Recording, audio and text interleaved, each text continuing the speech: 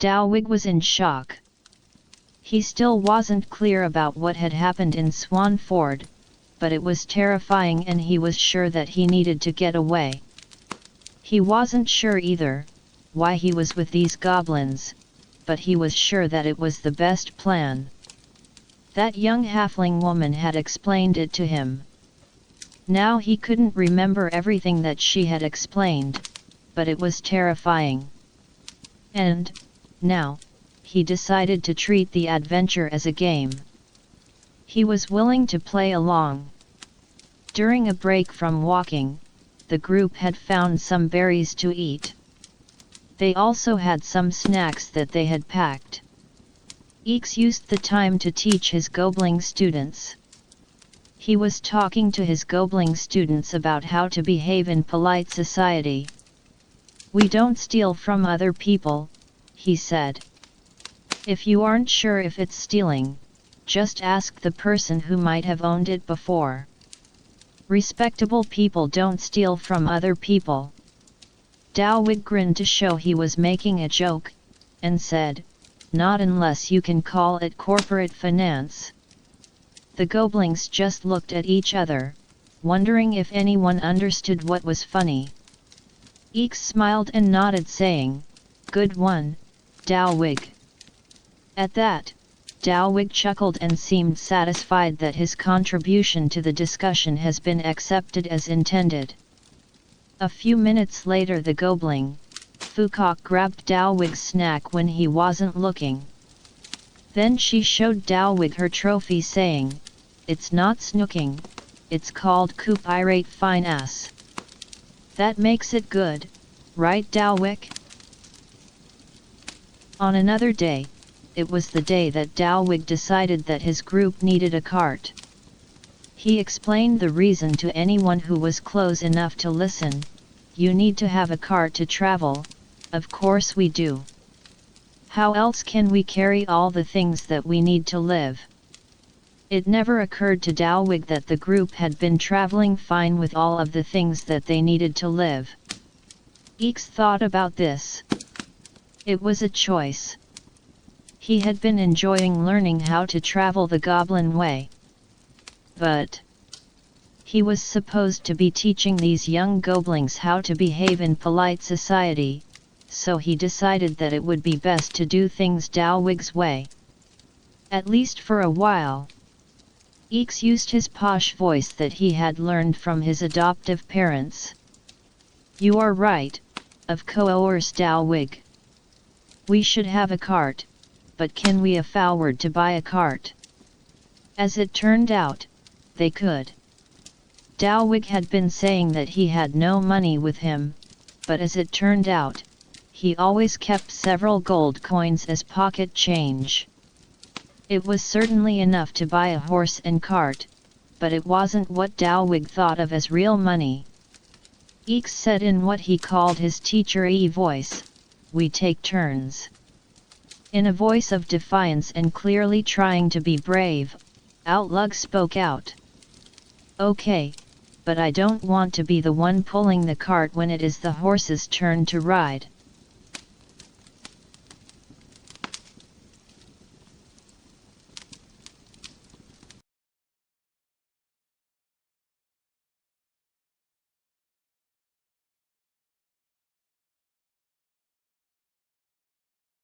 Hello and welcome to our newest world building video.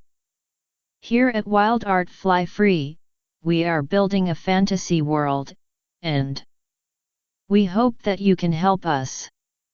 We are building our world out of stories, and our stories are made from things like plots and scenes and locations and characters. It's crazy, but it's a lot of fun. Also, everything that we create is public domain, so anyone can use it. No worries. So, if you have half an hour, why don't you sit back and see what we are about? Also, please know that we are always interested in your ideas, so if you have any ideas to share, please feel free. Thank you.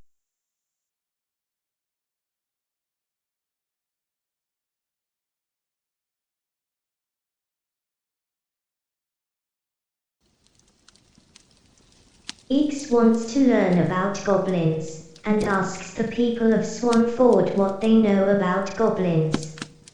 Eeks learns more about the people that he talks to than he learns about goblins. Eventually, Eeks meets Chugskid, who is a dwarf and politically active. Chugskid is the leader of an organization dedicated to the rights and recognition of small peoples, including dwarfs, gnomes and halflings. Why goblins are not included on that list is a difficult question for Chugskid to answer. Chugskid and Eeks agree to go to Dog's Digs, the nearby mining development. While they are there, Eeks and Chugskid meet more people, including some interesting and important goblins. The goblins are curious about Eeks. He is educated and well-spoken, by human standards. He is also friendly and importantly to goblins, he has a sense of humor, so Eeks is deemed to be acceptable to the consensus of the goblins there. Eeks is now a teacher in charge of 4 young goblins. He hopes to teach the juvenile goblins some skills to survive in polite society. We now need to build some goblin youth. So that's something Chug's kid will think about, that maybe Eeks could be good for these juvenile goblins, give them some sort of hint about how to behave in polite society, and while Eeks is learning about goblins, and Eeks might learn how goblins don't always behave in polite society. This is awesome. Our lone goblin will no longer be alone. He has found some more goblins and he has even gotten a job. Eeks is going to be a teacher. Our guy who doesn't know about goblins is going to teach young goblins how to be more human. Nothing could possibly go wrong, could it? Okay, so Turtle has been building some virtual models. We use the free, open source software named Blender. Turtle has been working very hard to build us some goblin youths. What we call goblins. He has now built 4 guys that we are showing in the video. We can pose these guys and animate them. Please have a look and tell us what you think. Do you get frustrated when people make a movie based on a book that you like? The characters in the movie never match the characters that you had built in your head, do they? So then, how do you feel about our representation of goblins? Our wild art fly free has been slithering into existence for centuries, or at least for weeks. We have developed a bit of a style. When we were learning to build Blender models, we developed a rule. Our rule states that eyeballs are easy and elbows are hard. Our eyeballs are all very much alike and we don't make elbows. You might notice some similarity between the video and some of the illustrations we have used earlier. We build our people and animals as sort of like wooden puppets. The body parts are individual blobs. We do deform the heads to show different facial expressions, though. We can explain this easily. When we build our virtual models, we carve our puppet heads out of magical wood. The first goblin that we focus on will be the one with bluish skin and some greenish features such as ears and eyelids and eyebrows. Miss Blue has a patch of dark hair that sprouts from the top of her head. Her clothes aren't really very inspired, are they? What sort of outfit might suit her better? Should she carry a distinctive item or a weapon? How about a piece of characteristic jewelry? This young female goblin is named Fukok. She is a bubbling teapot. Fukok has moments of brilliance and a short attention span, but she is the most likable of our goblins.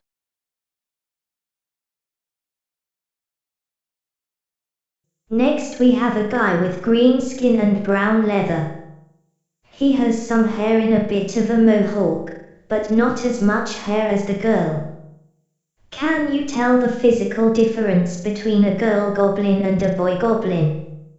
Should we make the boy's jaws stronger or his shoulders broader?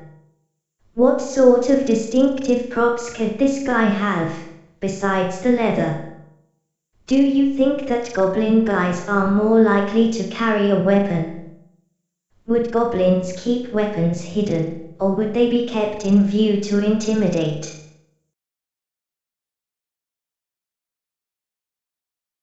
This young guy is the most charismatic of our goblin group. He is always the center of attention, even when he would be safer to stay quiet. His name is Zigmemson.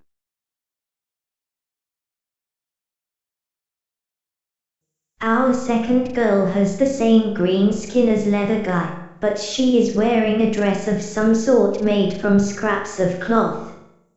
It's actually denim if you dare to look close enough. She does have really nice hair though, and maybe the most distinctive smile. Do you think that she might be fashion conscious? Does she like her dress? Goblins don't wear shoes, normally. Would this lady want to set a new trend? This young lady is Outlug. She is bossy and confident. Outlug is not afraid to slap the boys around when she thinks they deserve it.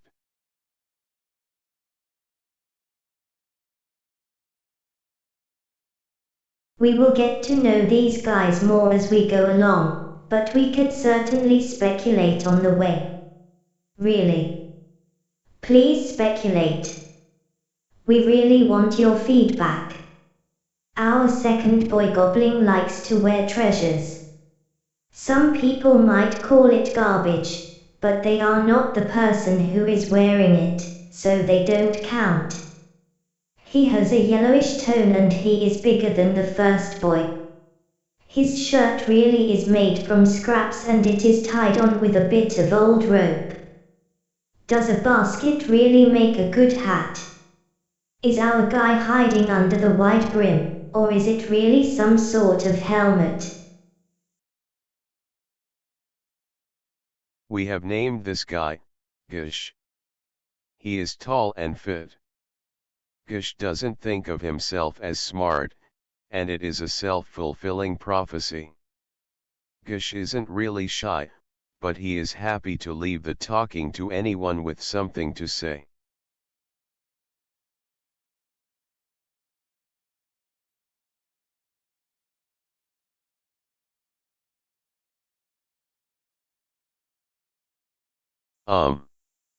Something happened in Swanford and most of the important people left town, including our goblins and the landlord named Dowig. Their path through the wilderness looks like a drunken snake. Each dot is about 30 kilometers or 18 miles across. Walking speed is about 3 kilometers per hour or 2 miles per hour. So our guys can probably walk about 1 dot per day. They won't be in a hurry once they get away from Swanford, so let's say they will take about 2 days per dot on average. There are somewhere close to 100 dots on the path, so we could think about 200 days for the trip.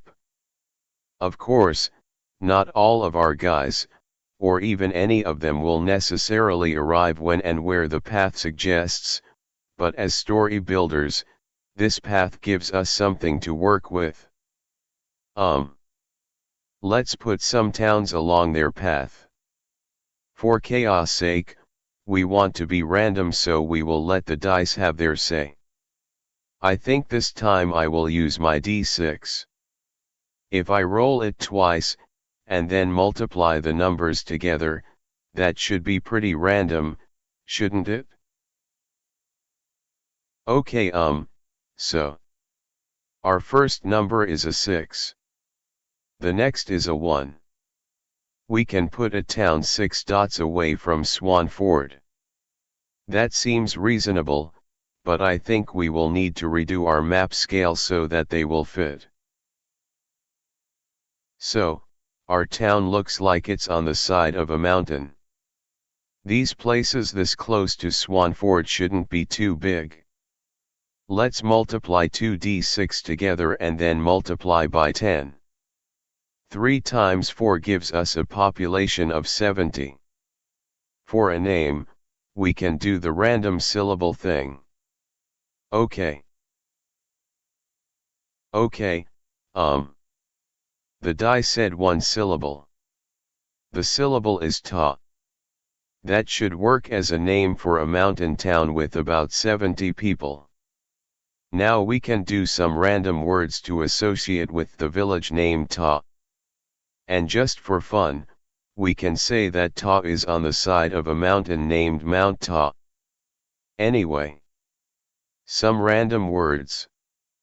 We have breezy, anxious, belong, communicate, barbarous, magenta, tasteless, argument, versed, sheep, sulky, song.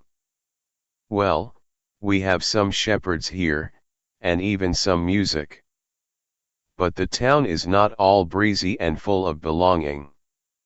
Maybe we have some barbarous, tasteless, sulky communication. Maybe the songs are bothering the sheep? What ideas do you suggest for our mountain village of Ta?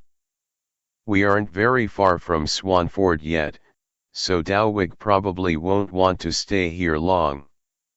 Maybe it will be Dowwig that supplies the barbarous, tasteless, sulky communication. Is that a good idea? Okay, let's go to the next place. This time, let's use 3d6s multiplied together, just to spread things out more. 2 times 6 times 1 gives us 12 dots away. Our next town south of Ta, also has only one syllable. It is called From and has a population around 40. From's random words are rare, pray, seek, horn, beam, easy, diet, vain, dead, hair. We want to get on with the rest of the path, so we will speculate about what these words suggest later. Please help us out with your suggestions about the community of From. 14 dots after From we come to Wham, the, speck, ul. Let's call it Wamspeckle. With a population of more than 400 people, we will need to call Wamspeckle a town rather than a village. So, now on entering Wamspeckle for the first time, our immediate impressions are lose, post, pick, sick, fuss, oven, sink, hold, nail, stir. Okay. Let's call that enough for now. Our goblins won't be staying in these towns for very long, so neither will we. For now.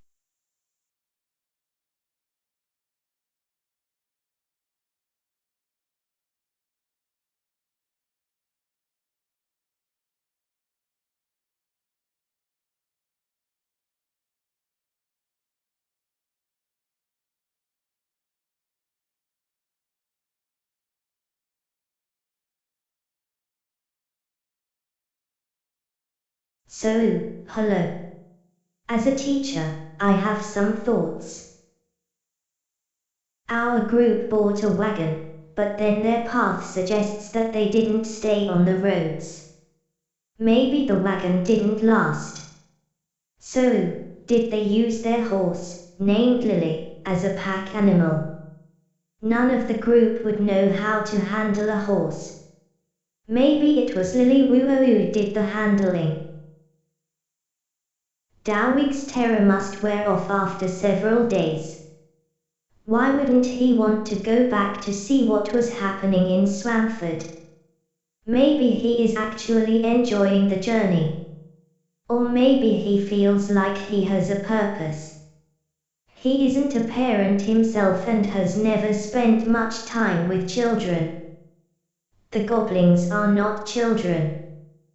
They are adolescents, but Dowig doesn't distinguish between anyone who is too young to pay rent.